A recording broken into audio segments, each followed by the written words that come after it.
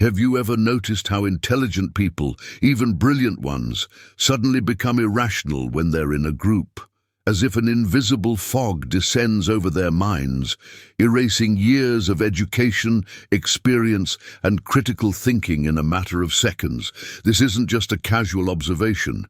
It's one of humanity's most dangerous psychological phenomena, and you're participating in it right now without even realizing it. Think with me for a moment. When you're alone, navigating through your own reflections, you question, analyze, weigh pros and cons. But put that same person in a stadium, in an enraged social media mob, or even in a corporate boardroom, and something changes. It's not just behavior, it's the very structure of thought that dissolves. Social psychologist Solomon Asch proved this in the 1950s with a devastatingly simple experiment. He showed people two lines of obviously different sizes and asked them to choose which was longer. Alone, people got it right 100% of the time, but when placed in groups where secretly hired actors gave wrong answers, 75% of people began agreeing with the obvious absurdity. They denied their own eyes to avoid standing out.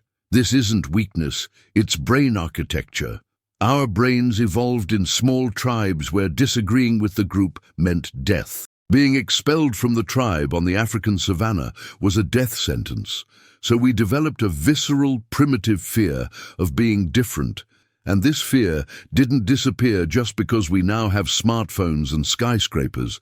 It's operating in you right now, silently determining which opinions you express, which ideas you explore, even which thoughts you allow to arise in your own mind. Gustave Le Bon, in his book The Crowd, A Study of the Popular Mind, wrote something disturbing in 1895. He said that when the individual merges with the crowd, he descends several steps on the ladder of civilization. Isolated, he may be a cultured individual. In the crowd, he becomes a barbarian, a creature moved by instinct. And look around. Look at the virtual lynchings, the ideological wars, the people destroying entire careers over a misinterpreted tweet. These aren't monsters doing this. They're ordinary people, good people even, who suddenly find themselves participating in something much bigger and much darker than themselves. What scares me isn't that this happens, it's that we don't recognize when we're inside it. Nobody wakes up thinking, today I'm going to be part of collective hysteria. No, today you're going to defend the truth, protect the innocent, fight for what's right. But what if the very certainty you feel is part of the problem? What if the intensity of your conviction is exactly the symptom that you've been captured by the psychological gravity of the group? Let me tell you something personal. Have you ever felt that strange discomfort when everyone around you is laughing at a joke you didn't find funny? Or when everyone agrees with something that seems wrong to you, but you stay silent? That physical sensation in your stomach, that tension in your chest. It's not shyness, it's your body detecting social danger.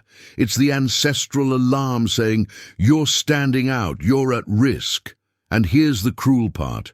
The more intelligent you are, the more sophisticated the rationalizations you create to conform. Stupid people just follow the crowd without thinking. Smart people follow the crowd while building elaborate arguments to explain why, this time, the crowd is absolutely right. Nietzsche called this herd morality, and he wasn't being condescending. He was pointing to something that defines us as a species. Think about the great atrocities of history, the Holocaust, the Inquisition, the Salem trials, lynchings, genocides. Do you think these things were done by demons? No. They were done by normal people who believed they were doing good, people who went to church, who loved their families, who had respectable professions. But something happened when they came together.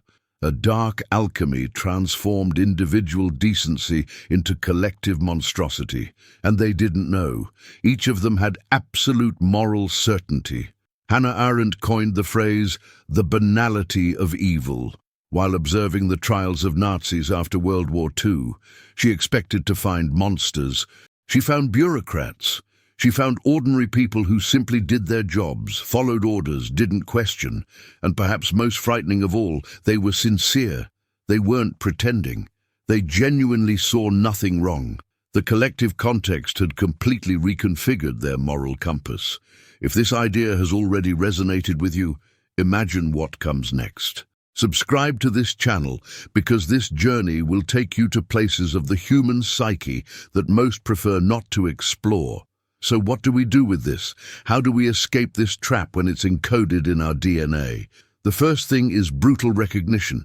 You need to accept that you're not immune. This is the most dangerous illusion, thinking you're above this. You're not. I'm not. Nobody is.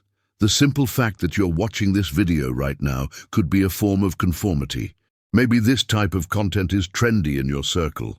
Maybe criticizing collective stupidity is the new form of collective stupidity. See how recursive it is? How deep it goes? Carl Jung had a concept called the shadow. It's the part of you that you don't want to see. The tendencies, impulses, and capacities you deny possessing. And one of humanity's deepest shadows is our capacity to lose ourselves in the group, to outsource our thinking, to find comfort in shared certainty, even when that certainty is destroying lives. But there's an antidote. It's painful, it's lonely, but it works. It's the deliberate cultivation of doubt, not the paralyzing doubt that prevents you from acting, the philosophical doubt that questions your own certainties, especially those certainties that make you feel morally superior. Socrates was sentenced to death for asking uncomfortable questions. His entire philosophy boiled down to one phrase: I know that I know nothing. It wasn't false modesty, it was a method of intellectual survival. When you feel that wave of collective indignation, that feeling of us against them, stop just for a second. Ask yourself, what do I really know about this? Or am I just echoing what my social group expects me to say? What information am I ignoring because it doesn't fit the narrative? This simple practice, this conscious pause, can save you from participating in horrors that your grandchildren will study in history books with disbelief. Another powerful tool is cognitive diversity, not just superficial diversity of identities, real diversity of thought. Deliberately expose yourself to people who think differently from you, not to debate, not to convert, but to understand. Because the antidote to groupthink is intentional cognitive dissonance. It's keeping your mind flexible, uncomfortable, questioning. But there's an even deeper secret that few know. Collective stupidity isn't just about following the group. It's about what we lose when we do. It's about the atrophied muscle of independent thinking. Every time you agree without thinking, every time you share outrage without verifying, every time you attack someone because your group is attacking, you're training your brain for moral laziness. You're building neural pathways of conformity. And here's the revelation that will turn everything upside down. The true collective stupidity isn't just in following the crowd. It's in thinking you're not following. It's in the illusion of independence while you dance perfectly choreographed with your tribe. Liberals think they're free thinkers while repeating exactly the same opinions as other liberals. Conservatives pride themselves on thinking differently while perfectly echoing their own groups.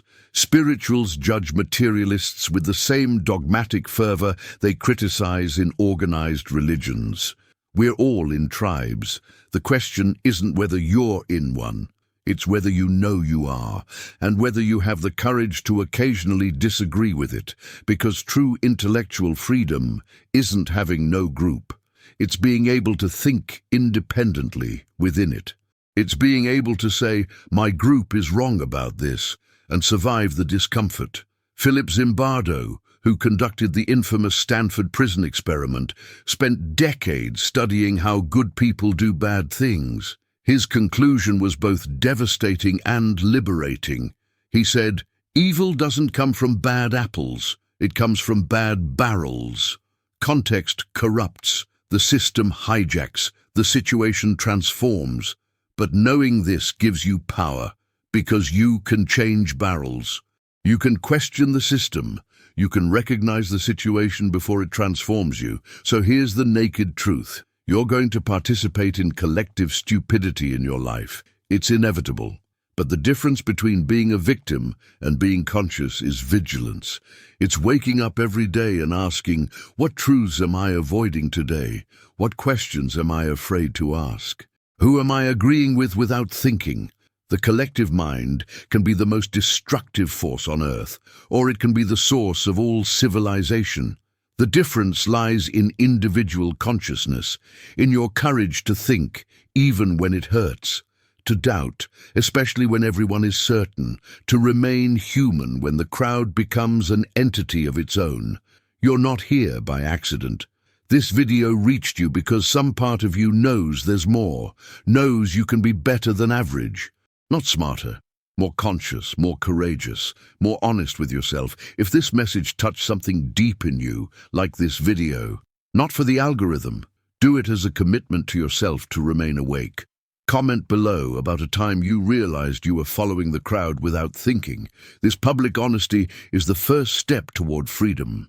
And subscribe to this channel because we're going to continue exploring the hidden corners of the human psyche that most prefer to ignore.